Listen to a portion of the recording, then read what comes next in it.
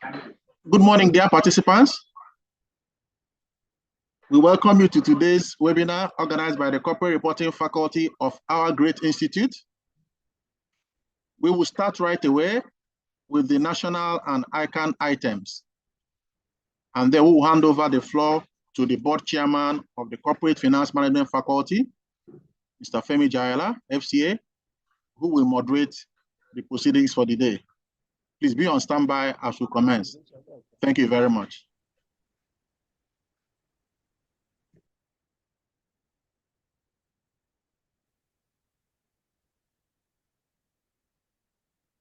Nigeria, we hail thee, our own dear native land. Though tribe and tongue may differ, in brotherhood we stand. Nigerians old and proud to serve our sovereign fatherland.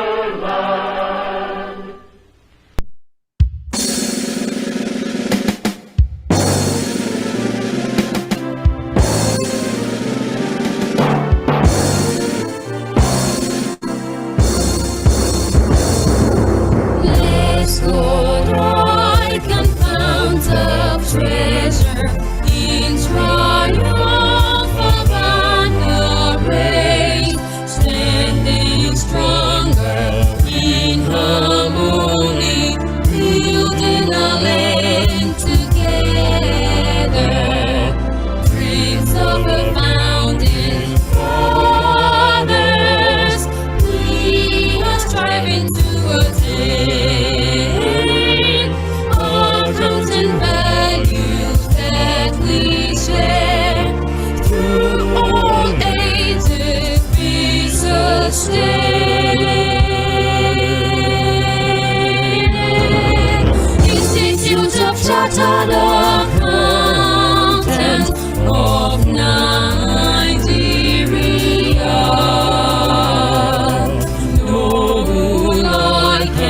Noble ICAN, your accuracy we cherish. We uphold your integrity.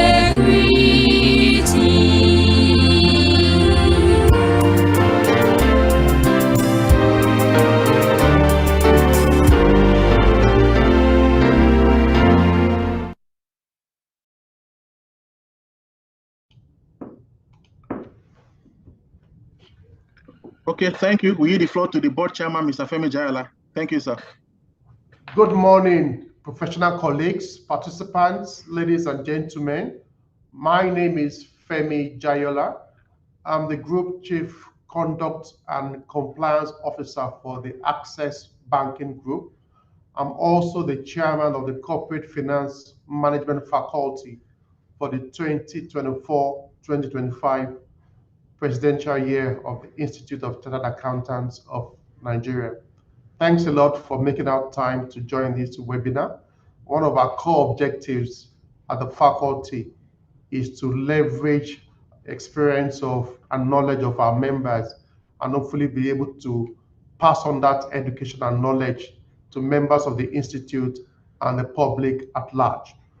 Today, on this webinar, we'll be speaking about the rising interest rate in Nigeria, what is the impact on corporate debt management and capital structure. I'm sure we're all familiar that with the fact that the current administration has been doing a lot of reforms, trying to restructure the Nigerian economy. And what has happened over the last 1 year has been continuous rise in the monetary policy rate, which then drives interest rates across the country. So we're speaking about what is the impact of this rising interest rates on corporate debt management, capital structure, and also what does it mean for us as individuals as we go towards the end of the year.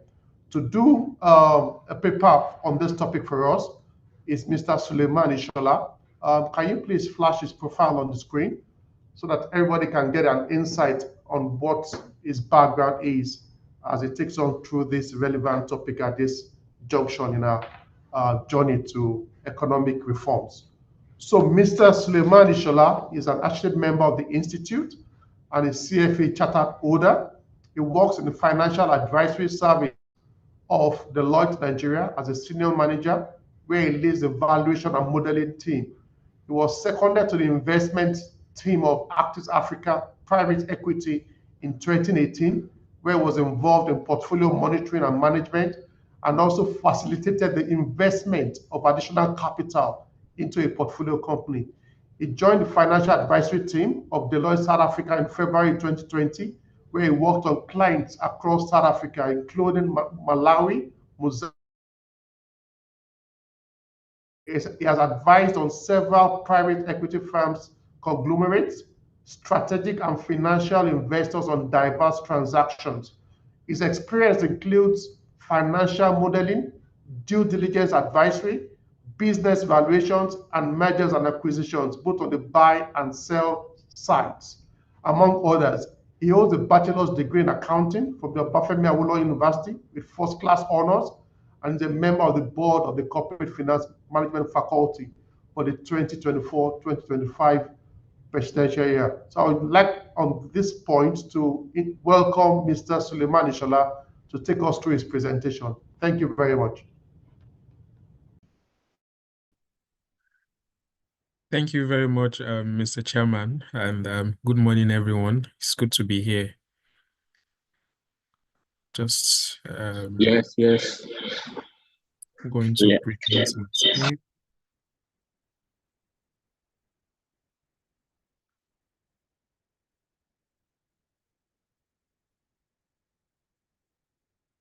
Okay, so I'm presenting my screen now. I believe we can all see my screen. So today it's an interesting topic we will be discussing because it's something that we're all familiar with. We are living through it. We're seeing how interest rates has been rising over the last couple of months. So today we will be I've put them in about 7 buckets, actually 6. If you look at the topic, you will realize that we want to look at how it impacts corporates, businesses and all of that. But just while I was discussing with the chairman yesterday, we felt, look, it'd be interesting for the participants to also take out some lessons on how these issues really impact their personal finance. So we've added what I'll call Jara to it. It's going to be an extra, and then we can all take that out of this conversation we'll be having today. Okay, so I'll take us I'll just quickly show us how it has evolved over the last couple of years. So if we remember in 2015, interest rates was, the monetary policy rate was as low as 13%. At some point, it's dropped to 11% before it then stabilized to about 14%, 13.5%. Really, this is really on the back of the economic issues that happened between 15 and 16, 15 and 19, 15 and 16 actually, when CBN was really trying to curb inflations on the back of the recession that happened in 2016. So then if you look at 2020 to 2021, then it took a completely different turn where the MPR now fell from 13.5% and again stabilized at about 11.5%. This is really on the back of the contraction that was induced by COVID-19 pandemic. And again, when there is a contraction in the economy, the monetary policy response, the typical monetary policy response from central banks across the world is then to lower interest rates, which was again done by CBN to see how they can expand the economy. So in 2022 again, we witnessed inflationary pressures, and that has continued to happen even up until now. We've seen interest rates move from 11.5% to what it is at the moment, about 27.5%, based on the last sittings at the last sitting of the Monetary Policy Committee. So overall, if we look at the yearly MPR, it's risen from an average of about 12.7% in 2015 to about 25.4%. In fact, the current MPR rate is about the all-time high that we've witnessed, coming from a record low of about 11% in November 2015. So overall, in the last, if I can say, a decade, we've seen interest rates rise by almost 16, 17%. It's I mean, I don't want to use the word phenomena, but it's really it's interesting to see that we can actually go from a low basis of 11% to 27.5%. This doesn't, I mean, all of these that we've been looking at in terms of how interest rate has risen, how it has come from what it was in 2015 to what it is now. It has a lot of impacts in the way businesses manages their corporate debts, in the way they manage their capital structure.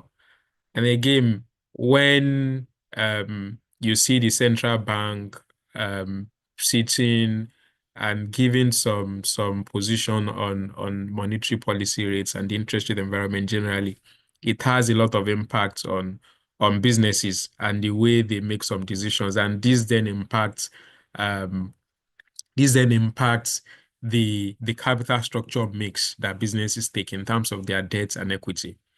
So if we look at it, I mean, it's in about 6 ways. The first one is really in terms of the cost of borrowing. You know, when businesses or when CBN increase the policy rates, what you then realize is that the cost of borrowing of businesses rise, especially if you've taken or if your the term sheets provides for your lender to increase your interest rates with a rising MPR, if it's a floating or a flexible interest rate that you've agreed in your term sheets. What this then means is that it puts a lot of constraint on businesses. Businesses are highly leveraged, need to make more money for them to be able to service these debts. And this then implies that their margins will become thinner, right? In terms of the debt servicing, so when you have higher interest rates, the debt service then goes up.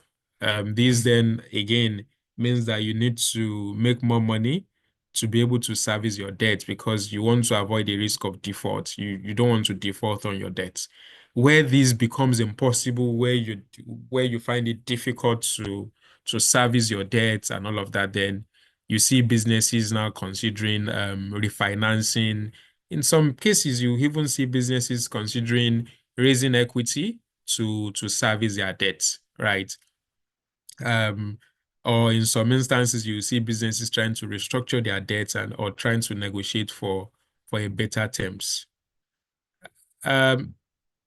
Again, interest rates affect the behavior of investors in terms of their demand. You know, the expectation of investors in an high interest rate environment is that they want a higher yield, right? They want more compensation for the money that they've given you because the opportunity cost then becomes higher, right? They can easily put that money elsewhere and earn something higher. So they put pressure on corporate bonds, on companies that have issued corporate bonds to pay them a higher yield just so they can be able to match up their opportunity costs. This has high impact on existing debts. You know, again, I mentioned earlier, if you've raised, if your term sheet makes it flexible for your lender to change or to increase the interest rate, right? It means even those debts that you've raised when interest rate was low, then becomes expensive, right? And you see businesses then trying to favor equity financing instead of debt. And this then impacts their debt to equity mix. Now, let's look at the real practical examples. I know we've said these impact businesses in a lot of ways, right? What we have done or what I have done is to look at some industries, some key industries. Took some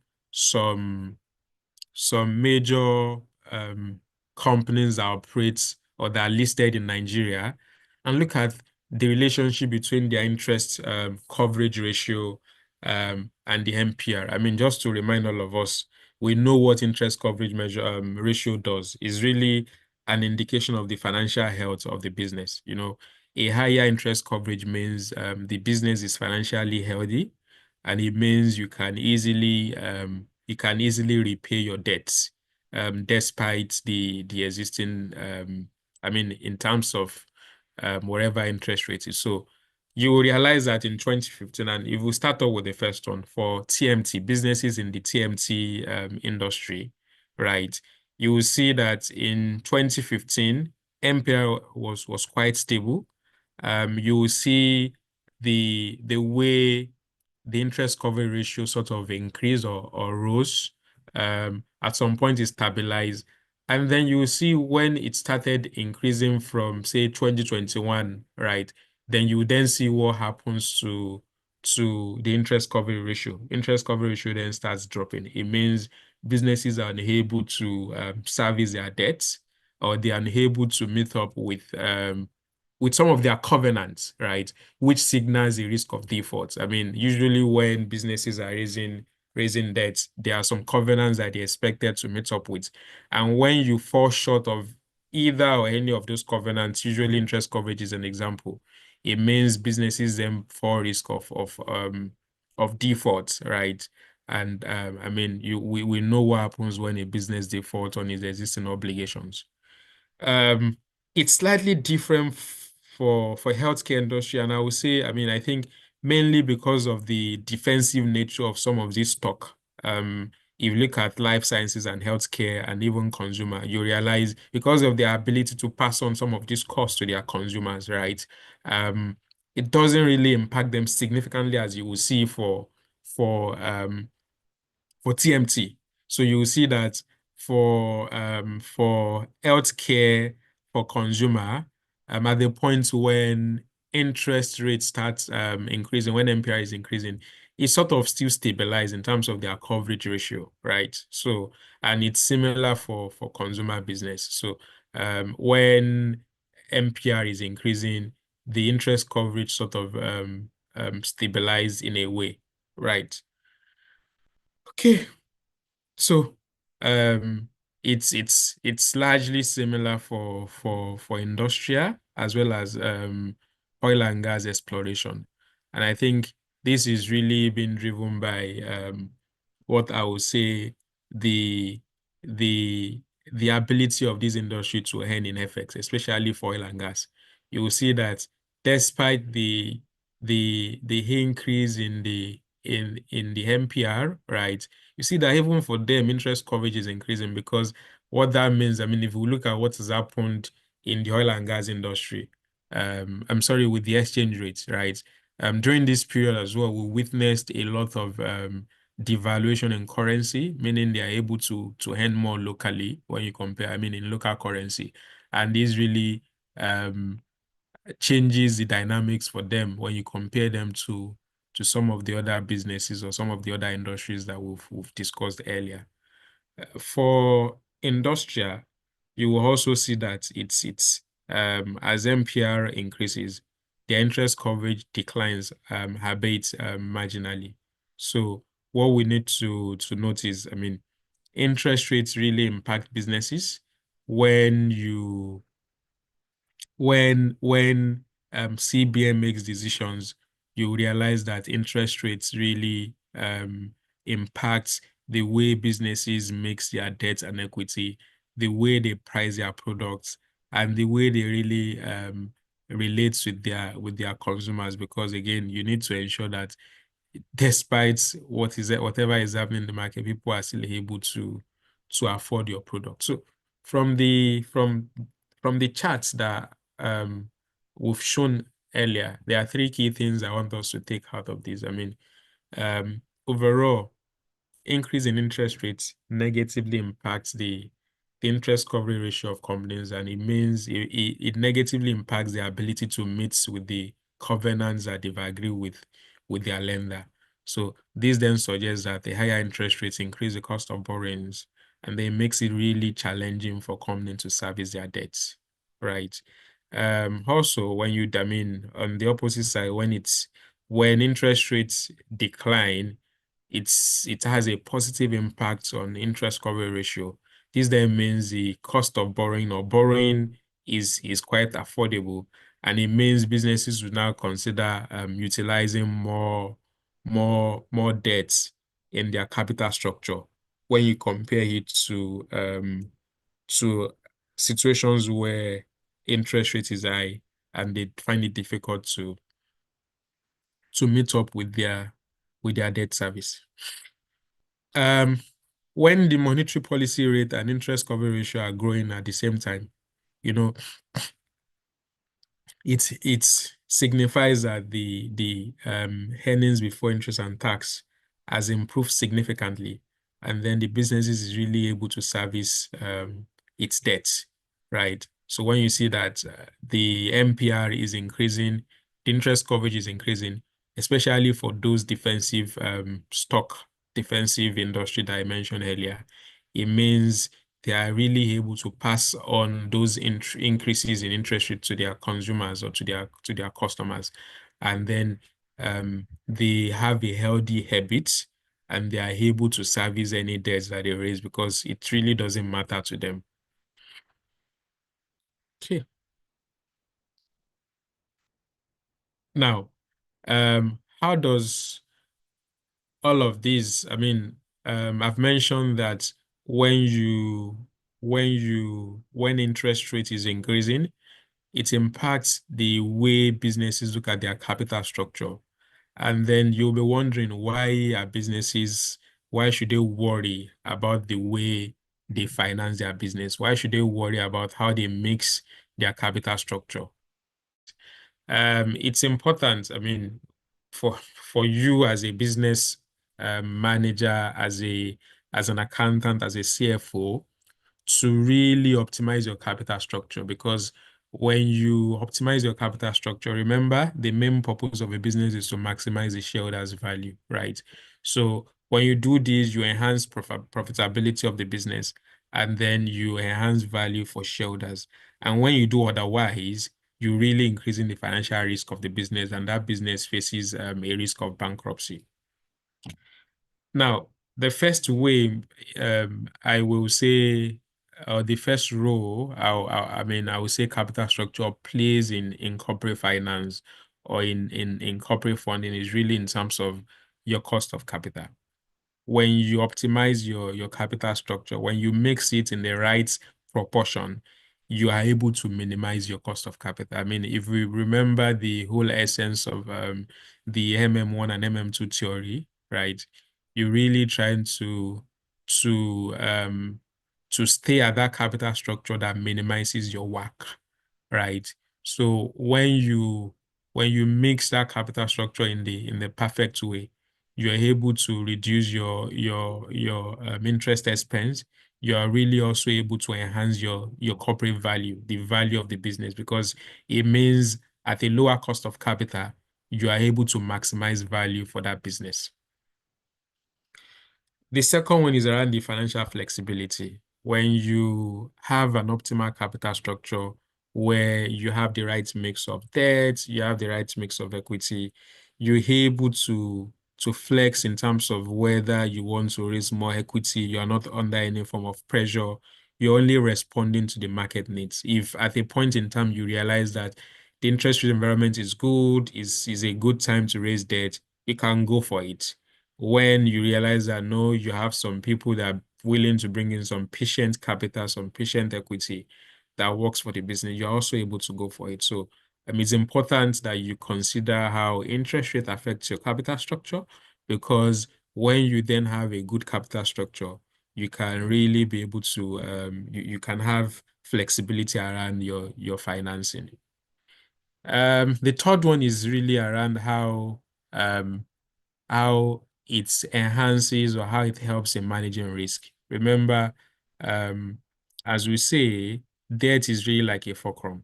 When you put in some debt, you can use it to enhance your return, right? And when you don't, or when you put in debt in the wrong proportion, you're increasing your risk of default. You are increasing your risk of default, which is a big financial risk, because when you're unable to repay those debts, it puts businesses under a lot of strain. Okay. Um, and the next one is around the tax benefits. Remember, uh, debt has a lot of tax benefits. Interest expenses on debt is tax deductible. It means you're able to deduct it before you pay your taxes. So when you optimize your capital structure and you put in the right quantum of debt into the business, you are really maximizing value for your shareholders, because what it means is you can be able to pay a lower tax to the authorities and then enjoy the whole benefits that comes with paying lower tax. We know our shareholders is really about enhancing profitability, enhancing cash flows, and then maximizing value for them so they can get the right quantum of dividends. So when you optimize your capital structure, you're really able to get these benefits. And lastly, as I mentioned earlier, one of the benefits of ensuring that you have the right mix of equity and debt in your business is in the fact that you are able to maximize value for shareholders. So again, there's just a direct relationship between, or indirect relationship rather, between your cost of capital and the value of the business. So as much as possible, when you optimize your capital structure, you keep your cost of capital low. What you are doing indirectly is you are maximizing the value of that business. Okay.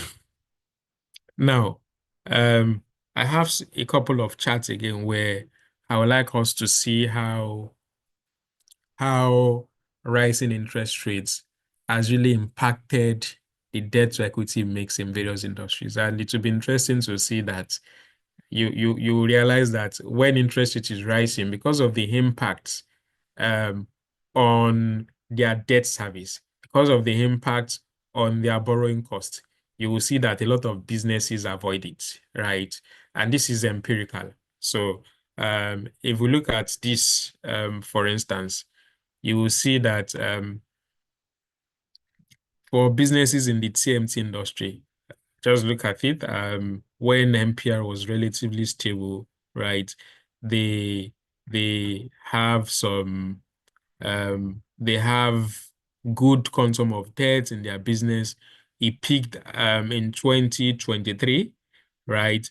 But at a point when it's now increasing, you'll see that a lot of them, I think these might be skewed anyway, because what we realize is that it's really skewed by a company in that industry. And we realize that they try to quickly repay some of the debts that they have, right? And then this then declined, reduce the debt to equity mix. It means they've increased the funding in terms of how they finance the business. And in terms of the financial services industry, although the debt level in this industry is quite low, right? But we'll see for them, because of the nature of their industry, where they are able to lend whatever money they raise to their consumers. So for them, they are even willing to take on more debts during during this time, right? Because what it means is they are able to pass on that debt to consumer at a higher, or to borrower at a higher interest rate. So you will see that it's really a positive relationship for them. So as interest rate is rising, right, they are going for more debts and putting more debt in their capital structure mix. For businesses in the consumer industry as well, it's also interesting to see that yes, interest rate is I mean, as interest rate is rising, they're also increasing the mix of debt and equity. And again, I think for them, I would say is potentially driven by the exchange rate environment as well, right? Because what it means is that, I mean, during this period when interest rate is rising, you will then realize that exchange rate is also going up, and then it changes the dynamics, especially for those businesses that have a lot of foreign currency denominated debts, right? So it's also increasing as well. And it's similar for businesses in the upstream exploration and production of the oil and gas. So where you see that their debt to equity ratio grew directly in line with MPR. So the the takeaway is that really assessing your ability to pass on the expenses that comes with debt funding, and then this will really impact how you then mix your debt and equity in your cap structure. For life sciences as well, for them, we're seeing a decline where you see that as MPR is increasing, the mix of debt they're putting in their cap structure is declining slightly. And for industrial products industry is really a completely flat decline that's that they've shown, right? Okay. Now, what I try to do is try to assess what does this mean for businesses. So, again,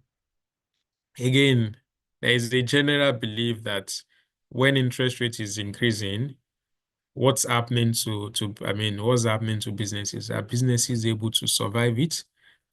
For those that are able to pass on these debts to the cost of lending or the cost of borrowing to consumers, they might be able to survive, but is it all industries that are able to survive it? I mean, depending on the elasticity of their products, you realize that rising interest rates really signify a risk of bankruptcy. And this is proven by the number of the number of um, the number of businesses that we've seen collapsed during high interest rate environment, right? Um, and I'm sorry, we weren't able to get data for businesses in Nigeria, but we said I love to be empirical, so we decided to take a look at the US market. So you will see that um, between 2020, 21, 22, 23, during the period when interest rates was going up, when MPR was going up, you will see that the number of businesses that went into bankruptcy increased significantly. So this then means that this environment, the interest rate environment is really not too good for businesses, and it then means that as financial controllers, as business leaders, we need to really be careful in terms of how we mix debts in our businesses, or how we utilize debt in our businesses. So it means careful analysis needs to be done as to whether the business can take on this debt, or whether we need to seek alternatives in terms of equity to finance our businesses. Yeah. So now to the extra I mentioned earlier. I'm sure a lot of us will be wondering. So, Suleiman, you've been telling us about how some of these things really impact businesses, how about me? How about myself? My own personal finance, how does it impact me? Right. Let's start from why central banks increases rates in the first place. Usually it's because they're really trying to curb inflation, right? So it's a given that there is inflation, and then people need to find a way to reduce people need to find a way to manage their spending, because during this period you have a lower purchasing power. You're unable to spend as much as you used to. So that's one. It's usually happened during the period of high inflation. Again, if you have any borrowings that you've done personally, say you've taken some loans, you've taken some credit cards, you've taken some mortgages, there will be more pressure on you, because it means you need to pay more to meet up with your obligations, because lenders are always quick to reflect the new interest rates on your borrowings. So your borrowing costs would have increased, right? And again, perhaps maybe because of the environment where we don't pay attention to it. You will see all these money lending apps rather, telling you come and borrow at 2% monthly interest rate or 3%. We feel, oh, 3% is really too low, but have you actually sat back to consider or to analyze how much that means in terms of an annual cost of borrowing, right? At 3%, that's about 36%. It means if you borrow 100 naira, you're paying back 36 naira as interest, plus other additional costs that might come with it. So it means during during this interest rate environment, there's a higher likelihood that your borrowing costs will increase. However, for people that have been able to save a lot of money, it means you are able to earn higher return on your investment, especially if you also investing in debt. The only thing is that you just must ensure that you seek for that return, because in some instances your investment manager might not, they might not reflect the higher interest rate on your savings account. So in some cases, you might need to ensure that you really demand or seek for those higher return. Now,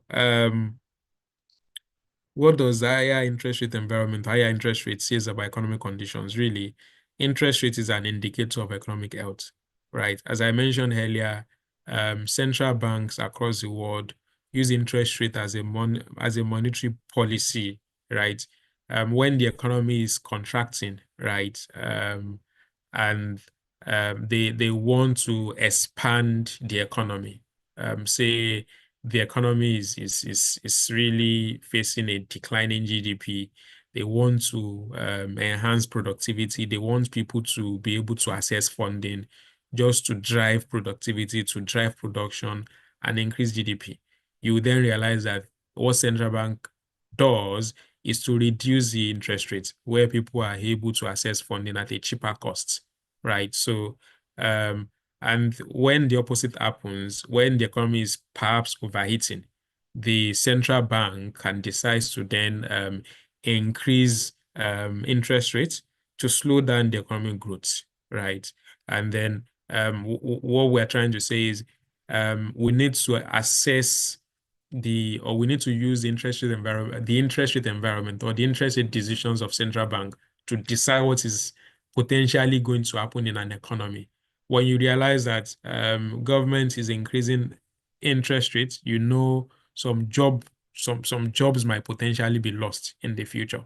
And if perhaps anyone that works in those industries are likely to be impacted first, can then start preparing for rainy days. Or when you realize that, look, the government has started declining or reducing interest rates, you know there might be some jobs that are opening up. Then if it means we need to start taking up some courses, building some skills, just to ensure that we are able to take over or take up those jobs, we need to really understand what the CBN, in our case, is really trying to achieve when we hear decisions about interest rates. The next one is around the investment returns. Depending on where you've put your money, if it's equity, is not so palatable to see, although I think in Nigeria we witness something completely different anyway. In an high interest rate environment, because of the impacts on purchasing power, right?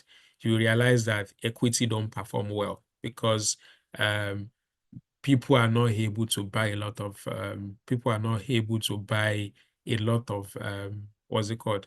A lot of goods because of their reduced purchasing power, or because of the increase in prices and all of that, or because just because of any of these reasons, you then realize that equity won't project a higher return as against debt, right? Because again, debt gives it's an obligation. They have to meet up with the obligation. They have to pay up the obligation. Then the last one is really around the retirement planning. So in interest rate has a high impact on our retirement, depending on where you are. I mean, even locally, you will see that there are different buckets where our pension fund administrators put in our money, right? And you realize for the people in the later years of their career, majority of this funding goes into federal government bonds, right? So in the high interest rate environment is really good because your pension assets or your pension funds can really attract a very higher return compared to when interest rates are low and they are only able to put this money in debts, in fixed income assets, right? What that then means is that they are able to generate very, very, very low returns. Okay, that's largely the presentation from my end. I think I've put in some time for us to take questions and answers and really respond to some of the questions that we might have. So I'll pause here and then hand over back to Mr. Chairman.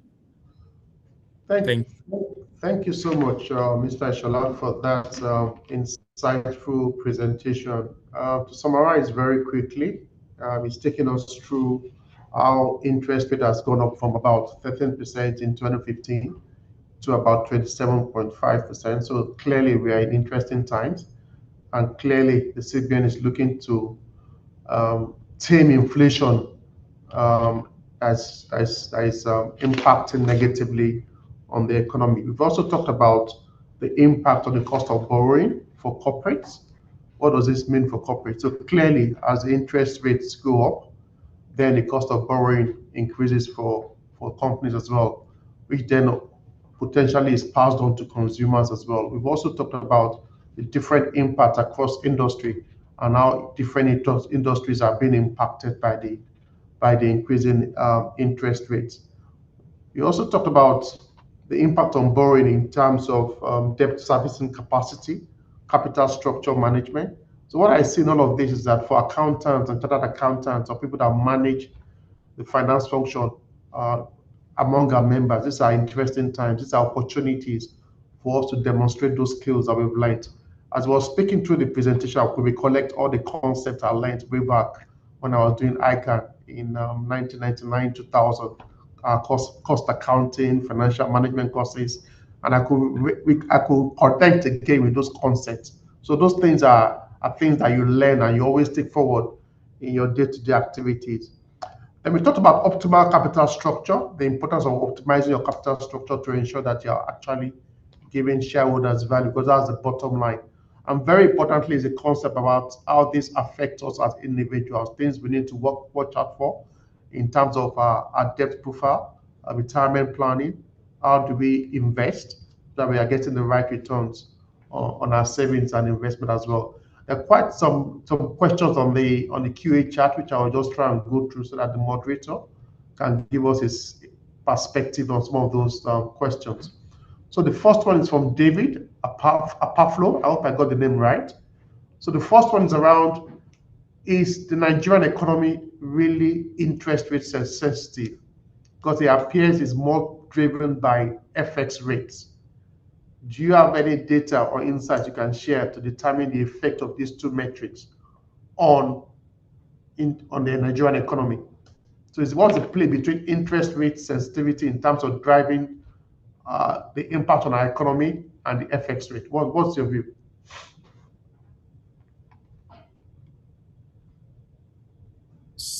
Trying to confirm that I am not muted. Can you hear me? We can hear you loud and clear. Okay, good. Thank you very much for that question. So to answer David's question, I mean, in my opinion, I would say no, because um, we've seen it happen. We've seen CBN really trying to change policies and increasing these rates. But you look at the impact on inflation is marginal, right? Because consistently we've seen CBN increase these rates.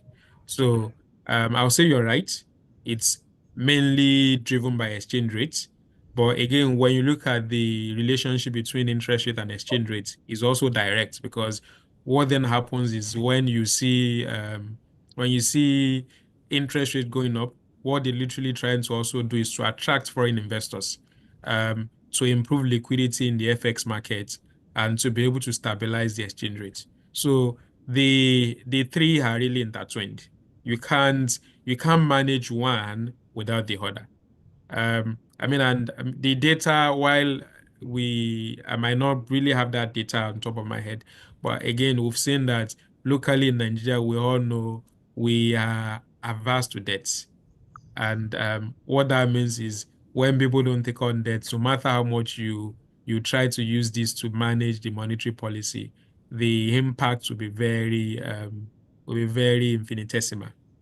Thank you. So the second aspect of his question is around on the personal level, right? How far away do we think we are from a debt cycle peak? So this concept of borrowing debt to pay off existing debt, how far away are we from getting to a point where it's just not sustainable anymore? Either at the personal level or at the country level. Well, I I can't say we are too far from it, right? But I think in an interesting way, as Nigerians, because of our resilience, we always find a way to manage these situations and manage these circumstances. So I don't think we are near, um, because of the way the central bank find a way to manage this at that level, right? Um, in not too far distance, I think we probably will see central bank lowering interest rates. I mean, we've seen it happen in the US, for instance, and that means it's a signal that even in emerging markets, it might start happening. And once that rate start going down, you potentially see a lot of these higher interest rate debts being refinanced with lower rates, right? So I won't say we are far, and I won't say we are close, but usually you just realize that it's a continuum that keeps happening over and over again. Okay, thank you. The next question is from Mr. Demola Ogumiloro.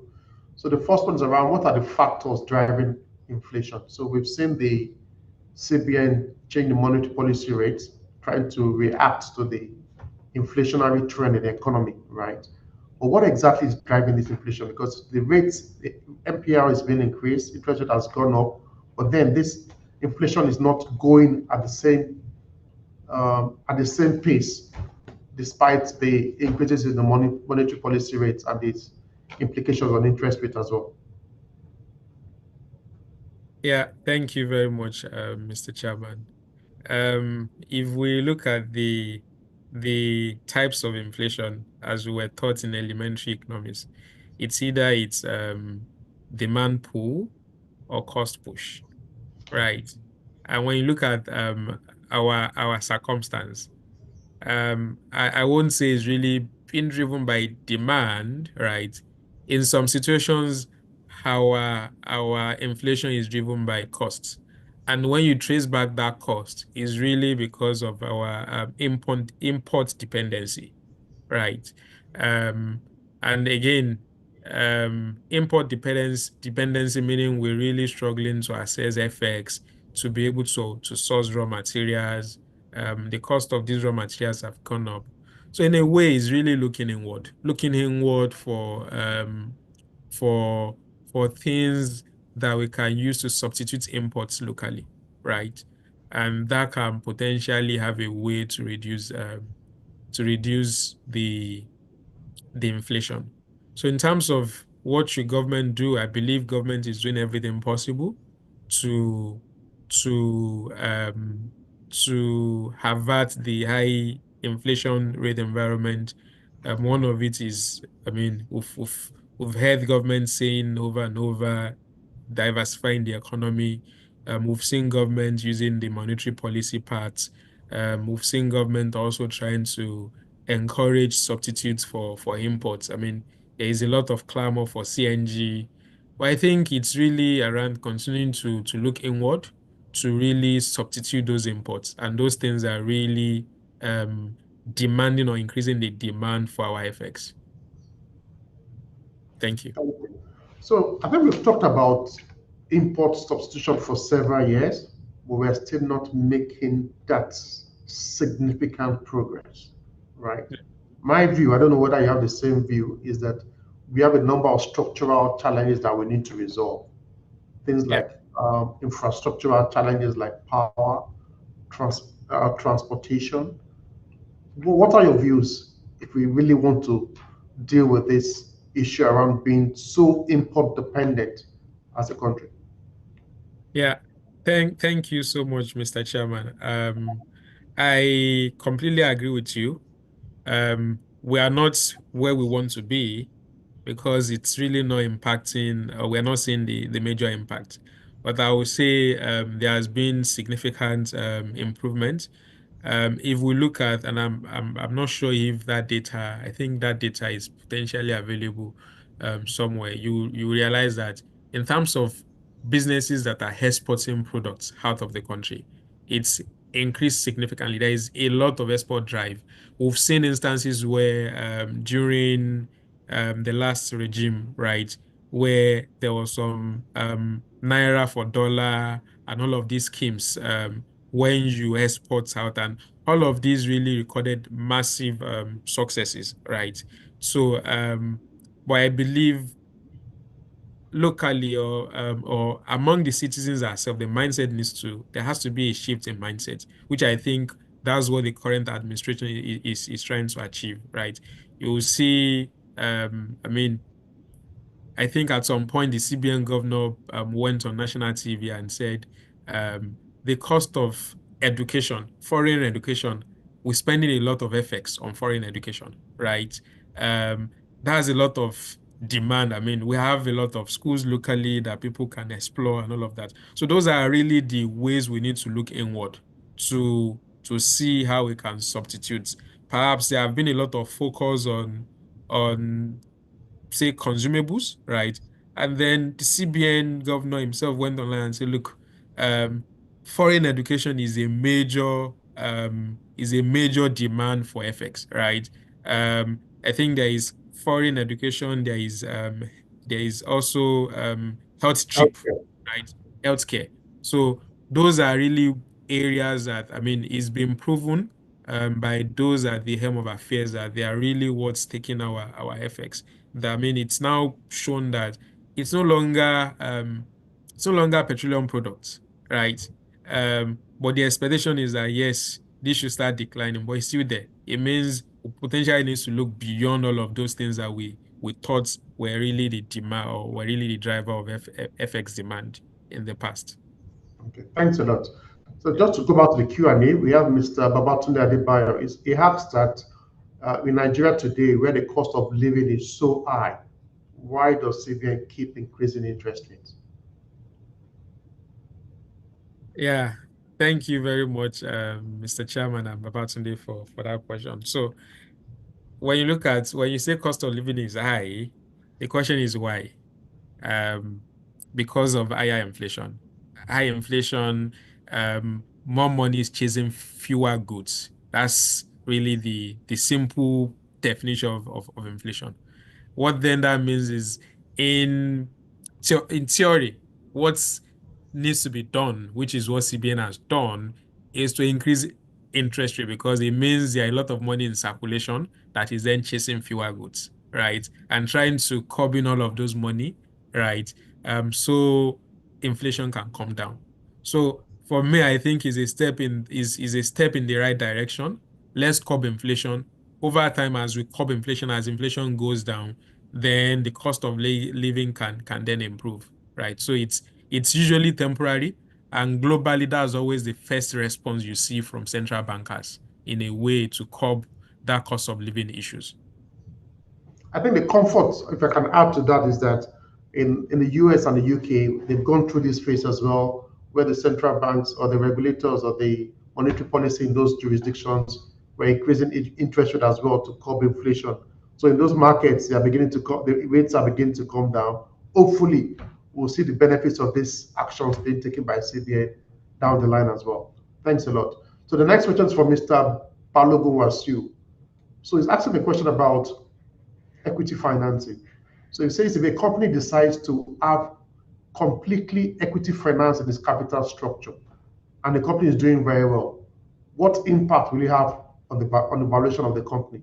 Will it be optimal if a company is all equity financed with rising interest rate at the moment? Yeah. I think immediately you read the question, what came to mind was the Yoruba adage that says, if you've not been to another person's farm, another person's father's farm, you won't know, or you will think your own is the biggest.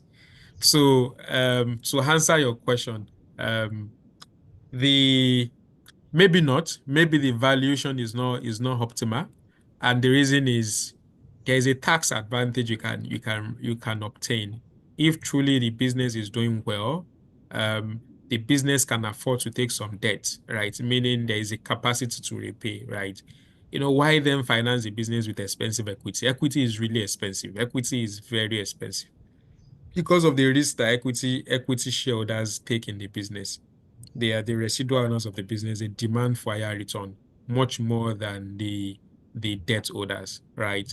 Now, if the business has shown capacity to repay debts or has shown that they are able to repay debt, then the best is to take advantage of some debts. When you do that, you then take advantage of the tax benefits that comes with debt, right? And then you can enhance and optimize your value even further. Thank you for that. So the next one is a good question, and it's personal, and something that probably affects all of us. It's from Mr. Didoku Jolayemi. He says, how can we ensure that the right interest rate is received on savings accounts, particularly during this period of high interest rates from commercial banks and other PFAs? Yeah, thank you. Thank you very much, Mr. Chairman.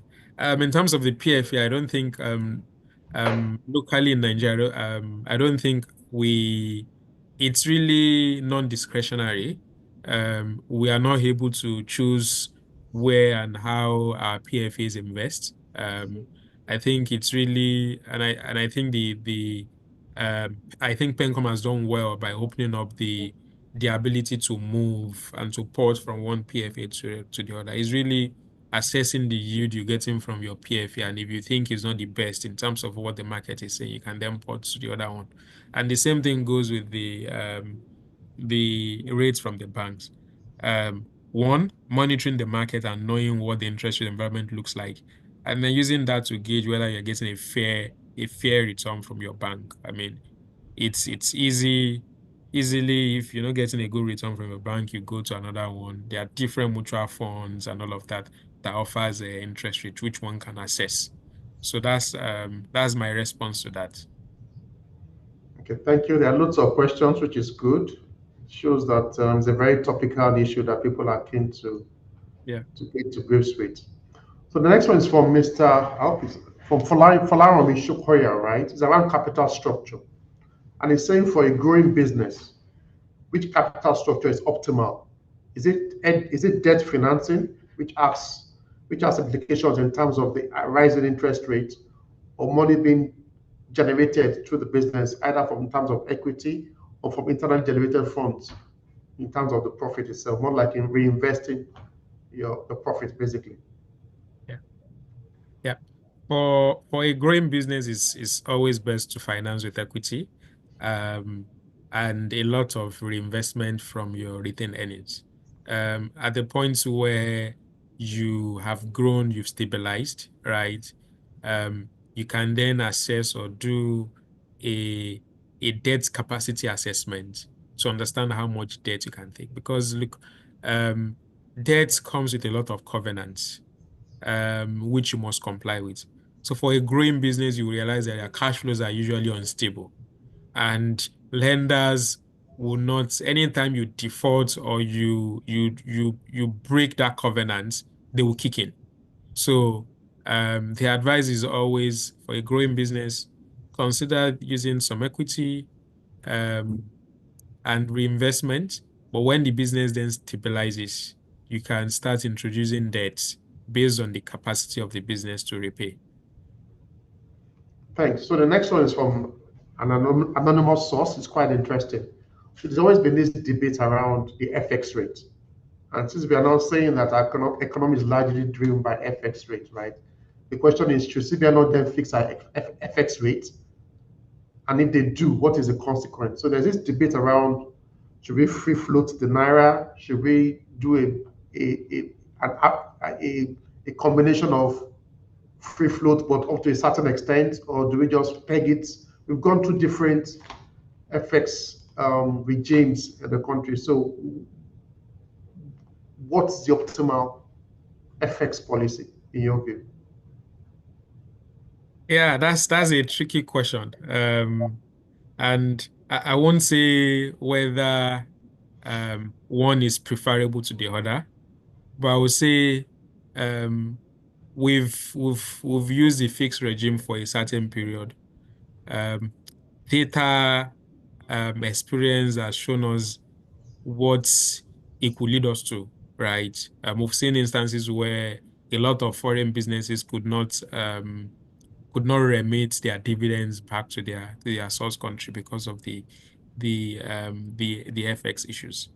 So I believe if CBN has introduced the floating FX regime, I'll say let's see where the wins will be, and then after a while we can assess whether it's best or not. I don't think we have enough data. I think this was just, it's probably about 18 months or less.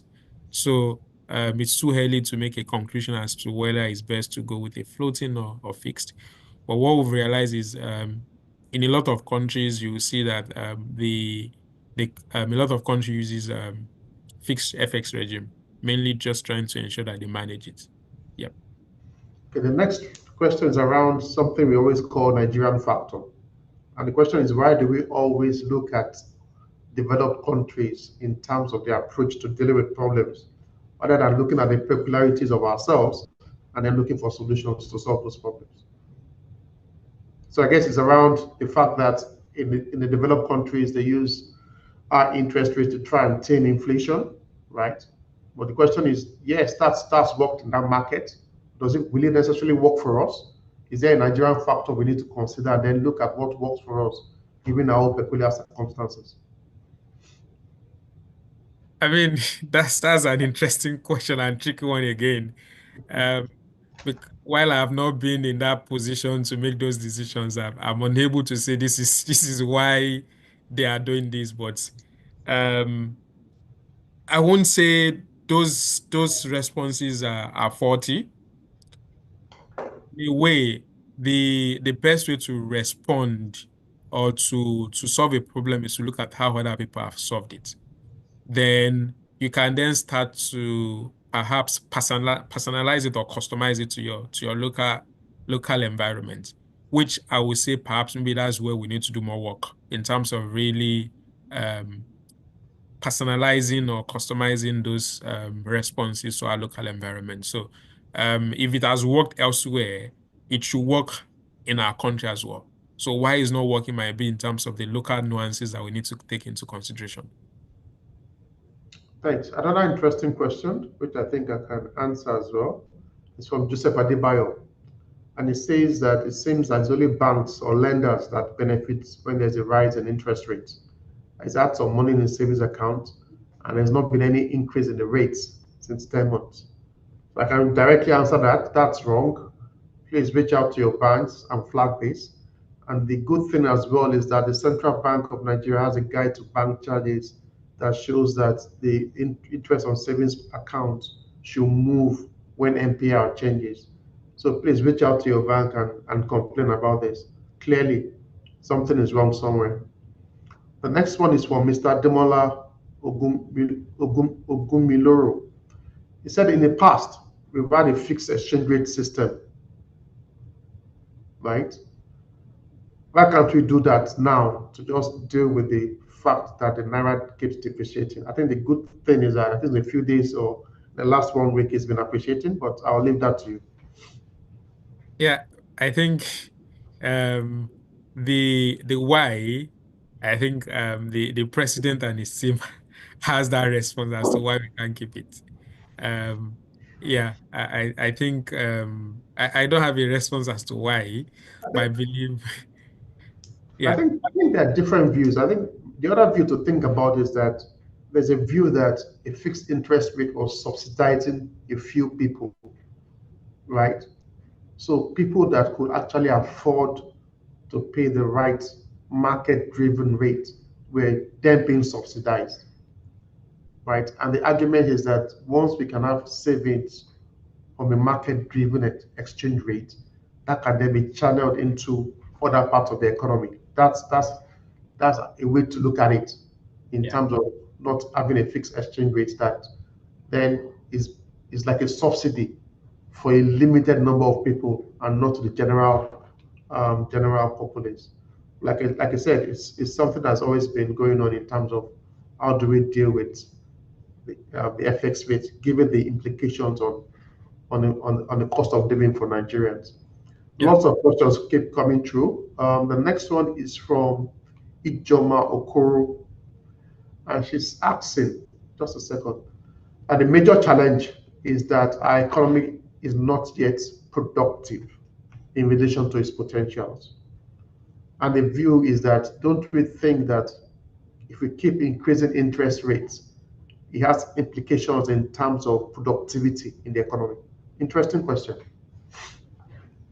Yeah, that's correct. I mean, when CBN increases interest rates, the whole idea is you want to contract the economy. That's what they're trying to achieve, so they can tame inflation. So the expectation is once inflation has been tamed, then we can remember economy is in cycle.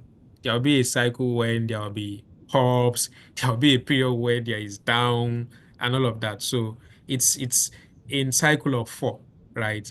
There will be the ups, there will be the peak, there will be the down, and there will be the trap. So it's really responding to each cycle that you are in. So really, I mean, what you've described is really what CBN is trying to achieve when they increase the interest rates, right?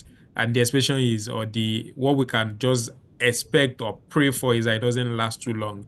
Just they tame the inflation, and then we can start having lower interest rate environment again, and the economy can boom. Thank you. The next one is from Mr. Olayinka Kolawole. It says tax planning using a capital structure may not be applicable anymore, given the fact that there's a minimum tax clause, irrespective of the debt content on your capital structure. Yeah, interesting view. I haven't taken time to study this or analyze how this will impact it, so I might not really have a response to this at this time. Yeah, But the way I look at it is the minimum tax structure, yes, but if the quantum of the balance sheet is so high, I'm not sure the minimum tax will negate the effect of optimizing the structure of your balance sheet. But then, yeah, it needs to be tested. Yeah, Um, 100%. the next question is Mr. Adewale Ogunbode says inflation is as a result of more money chasing few goods, basic economics. Is it not better to mop up the excess cash through interest rates than to increase goods that is in shortage? So why increase interest rates rather than increase goods that are in shortage? I'm not sure they correlate, but I'll leave that to you. Yeah, I think he is asking. So he's saying that why increase interest rates rather than increase the things that are in shortage, basically. So more supply to meet the demand. So, jack up your supplies rather Yeah, than increasing, rather than trying to tame the demand. yeah, But I don't think it yeah. correlates I there. don't think they correlate, and I don't think our problem is really in terms of Supply. supply. Really, to be honest with you, our problems is really the import dependency, and then the fact that this goes directly into the pricing of products, right? So it's really trying to fix or get into a stable exchange rate environment where everybody is able to plan, the prices of things and all of that. And then once we get to that stable point, the CPI will then stabilize and it will potentially not be in the highs as we're currently seeing. Interesting. And the next question just speaks to some of the things you just talked about. It's from Levi Adetiga. Adetiga. It says, do we really think that we can actually control inflation given that we are import dependent? Yeah, So one of the challenges we have is around our dependence on import yeah, and the correlation on inflation. yeah. We I believe we're in the right direction. Um, you will realize that what the government has been doing is really trying to again substitute those imports, looking for local ways to meet up. In fact, it's a self-realization for a lot of the businesses locally, especially the businesses that are owned by local investors where they know there's nowhere they want to run to, right? You will see a lot of them really looking inward. You will see a lot of backward integration, trying to now produce their raw materials themselves, right? It might take time, but I believe we're just in the right direction, setting the pace for us to now substitute those imports. But I mean, if we continue to import, it might be difficult to control inflation. But with the whole substitution and a drive to produce a lot of things locally, even the raw materials, I believe we're in the right direction. So the next question speaks to some of the points you just raised. I think there's a flow coming through from the questions as well. I think there's a good flow coming through. It's from Yeah. Ekechi Koshe, who says, based on the commencement of the Dangote refinery and the Port Harcourt refinery, and the potential reduction in the quantity of petrol that we need to import, is it still surprising that the exchange rate has not dropped to reflect this development? Or is this one of the so-called Nigerian factors? So, and for a lot of us, if we've been monitoring the news, I think it's really, or we are not really able to confirm yet whether the fuels that will consume, the source of the fuel that will consume, really. So, I think again, it's too early to make a conclusion around the impacts of the new refinery on our FX demand because there have been news around, there are several news contradicting each other as to the source of the petrol in the market at the moment. So I think it's too early to really make a judgment call on this. Thanks. Next one is from Tolulope at TTV. He says, what's your view on the recently launched electronic foreign exchange matching system in stabilizing the value of the naira, particularly in the long run? Yep. I think as much as possible, you realize the value of the naira, a lot of it is being driven by a lot of gaming, which is happening outside the formal system. So as much as you are able to formalize it, I believe it's going to strengthen it because you will then avoid or you'll be able to take out all this gaming, all this gaming that just happen outside the formal market. So I believe it's going to strengthen the naira. So just let me give you time to prepare for the next question because it's a very good. I don't know how to describe it. It Yeah. says, what will happen if we decide to bring NPL to single digit now? All up. The CBN announces that we're bringing NPL to single digit. I think it's just I won't answer that question earlier. I'll just try to take us steps back to the Obasanjo regime. So Obasanjo regime, I think that was when we had a single digit inflation rate. Um, at that point in time, I think at some point we were one of the fastest growing or the fastest growing economy in Africa, if not globally, right? That just speaks to what can happen if um, interest rate comes down, inflation rate comes down, and we're able to really drive productivity. Yeah. Okay. Next one from Mr. Dewale Ogunbode. It says, I will expect the floating of the naira should have massively reduced the demand on personal traveling allowance, business travel allowance, and foreign education compared to 2022. The reason is that these three items are time bound, and since there's a marginal difference between official rates and market rates, people will go for the market rates. Please explain why we are still not seeing that reduction in foreign exchange despite the floating. Yeah. Thank you very much, Mr. Adewale, for the question. While I don't have data as to what the PTA, BT, and all of these looks like now compared to 2022, I think the win that I believe we all have is at least is no longer being subsidized by the government. It's no longer being subsidized with taxpayers' money, right? So it shows that indeed Nigerians can afford it. There's no crime anywhere globally if you can afford foreign education and you are able to pay for it at whatever currency exchange, pay for it. So um, I think it's really ensuring that government focuses on what they need to focus on, and we're not subsidizing anything for I mean subsidizing even for the rich because and that's the essence why the government is saying we need to remove it in the first place. The rich are the ones that will potentially think of going for foreign education. The poor will potentially never benefit from it. So I think it might be too early to witness the benefits of these reforms, but perhaps if we follow through, we might really see the benefits in the short term. Interesting question from Tolulope Atitebi. So it says, what's your view on the impact of corruption on inflation? So we say it's demand push, right? So what role does or to what extent does corruption play an impact on the demand that is driving the inflation? It's really an interesting question. So um, the impact of corruption on our inflation or the entire economic state. Again, this is self-evident.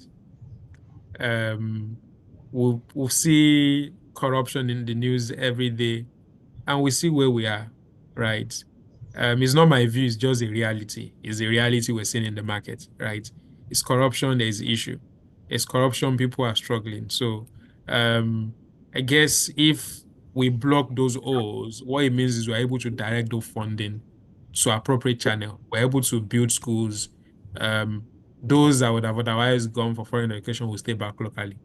We're able to build good hospitals. People that would have gone abroad and look for FX, demand for FX to go abroad, will stay back locally. We're able to drive industries. People that are jobless will be able to work.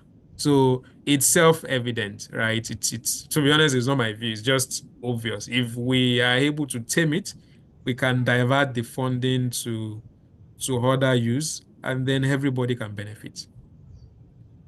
Thank you. The next question is from Unwa Kalu Jesse, right? It says, how do you explain inflation in our economy when the people selling goods and services are complaining that people are not patronizing them as they used to? So you're saying it's demand push or pull, as the case may be. but then people cannot really afford those things. And inflation rate keeps going up. Interest rates keep going up to tame the inflation rate, but it's still not working out. So that's the question. How do you explain all of this? Yeah. So um it's an interesting country that we're in, and usually we realize that a lot of things in Nigeria defies economic theory, right? Um, Inflation is high. Producers are saying people cannot afford. That's the real essence why government will say let's increase interest rate, because they really want to. They feel the economy is overheating. They feel people are probably amass a lot of money. Government don't want to encourage consumption. They want to encourage savings. That's really what happens when interest is high. They want you to save so they can get all of those money off the streets and then reduce production, and then inflation can then come down.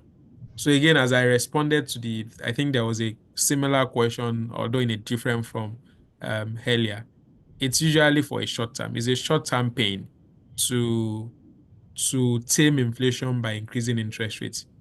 The expectation is as inflation goes down, interest rates can come down, and then people can be able to afford, because at the moment the purchasing power is down. When the purchasing power is down, there's really nothing you can do, which is what inflation typically does. Inflation reduces purchasing power, right? Um, However, I think what we typically expect is that it reverses quickly so that everybody can go back to normal. Thanks. So the next one is from Abdulaziz. So I think we've covered it, but you can take it again. He says, how does interest rates affect cost of living? So maybe it's direct. At the higher interest rates, your cost of living is high because in terms of the businesses that produce these things that you want to buy, their cost of borrowing will be high, which they pass on directly to consumers. And then for you, you then have to buy it at a higher price. So it's has a direct impact on cost of living. Thank you. I think that's all on the QA chat, but a couple of things from my. Okay, there's another one that's coming from Joseph Adebayo. Please, how can we manage inflation when price control is not in place? Price control, interesting. Yeah, this is just one of the ways to manage inflation. The effectiveness is something else that we might need to discuss because of how um, how complex our society is today, right? Um, I know some regime. I think it's frozen. Just a second. I think Mr. Shala's screen is frozen.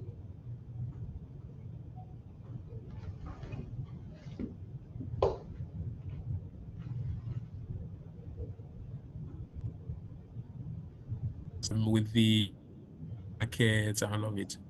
So it might not really be completely.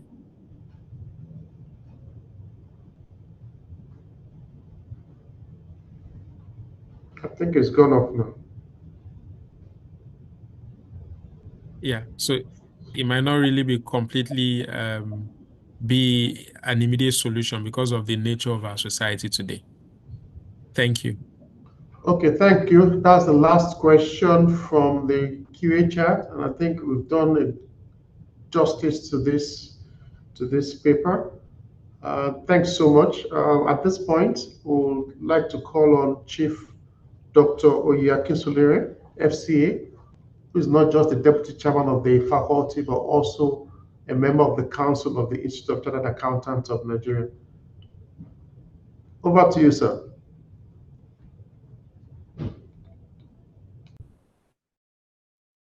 Thank you so much, Femi.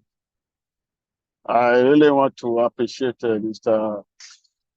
Ishola Suleiman for the depth he has taken us through. He has demonstrated mastery of that topic assigned to you. Those of us who are involved in lecturing will appreciate what it has done. And somebody like me that I got myself very strict in terms of marking, I think I will give Mr. Shola Sulaiman 99.9%. A lecturer must hold something back. So the balance I put. Please, can we unmute all members? Let us give this man a resounding applause for the way and manner he has presented and answered most of the questions. Thank you so much. I can see everything flying. Thank you. You see, for any company to succeed, much reliance is placed on those of us who are chartered accountants, particularly those who specialize in finance. We are the one that determine what the capital structure mix should be. It goes beyond the issue of just striking a balance between debt and equity. A thorough analysis is done based on the nature of the organization and some other things.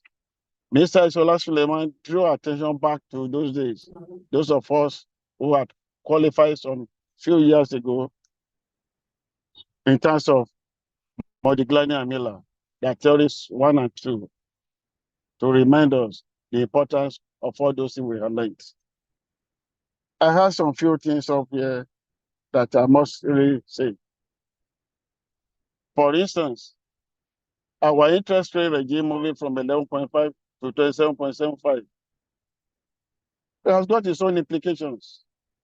And when we keep on shouting, what is the problem? The problem in Nigeria, it is not only Nigeria that is going through this hell. It's global problem. It's just like what happened in 2005. It's global. The only thing that being a developing nation, we are feeling the impact more. If lending rate is hovering around about 25%, in US, presently it's 7.75%, UK is 8.54%.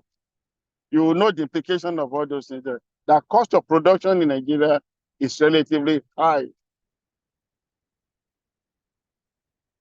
So our propensity for consumption has definitely been reduced because we need more money to buy all those goods. All this Mr. Suleiman explained in greater details. I really want to appreciate him for doing a good job. In all, my chairman, Mr. Femi Gayola, who are under whose leadership we have put up this particular webinar program, should also be appreciated for inviting such a thorough blind man to come and deliver this lecture. It's for the benefit of our members. And I'm sure two things in here. We're still coming up with more. You know, for our members who have been gracious enough to tune in to participate, you are also well appreciated. The members of staff who have been all along running from one end to the other to ensure the success of this program, you are appreciated. And along the line, I heard that a recently retired member of staff asked a question, contributed to it, to let us know, and that's Mr. Okechukwu Osegu. Even in retirement, he still has time to participate in the ICAN programs. We appreciate all of you.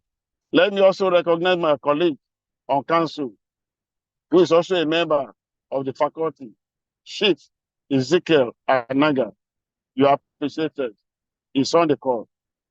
You know, we shall come again with another webinar that will be of another interest. I thank you all. God bless you. Bye-bye. Thank you so much, sir. So with that, we can call it a day, but please hold on for the closing anthems. And like Chief Akinsulere said, we'll be organizing more seminars in the coming year on very relevant topics that will be of benefit to members of the Institute. So over to the Secretariat. Thank you so much, sir. We appreciate.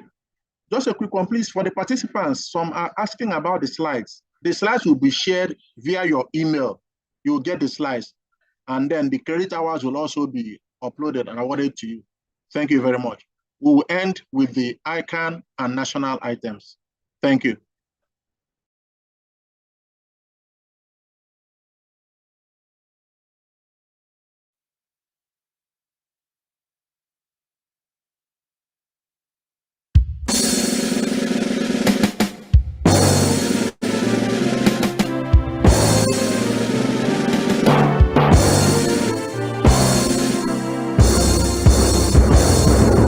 Let's go right and found of treasure in triumphal banner raised, standing stronger in harmony, building a land together.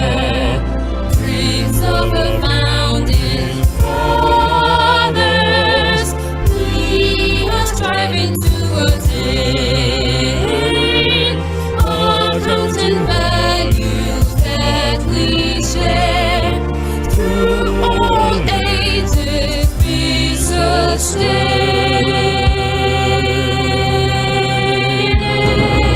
Institute of Chartered Accountants of Nigeria. Noble ICAN, noble ICAN, your accuracy we cherish. We uphold your integrity.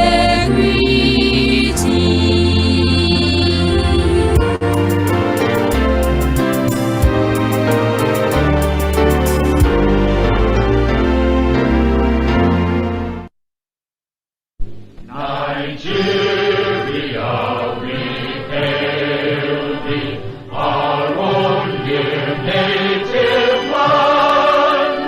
Though tribe and tongue may differ, in brotherhood we stand. Nigerians old and proud to serve our sovereign motherland. Our flag shall be a symbol that truth and justice reign.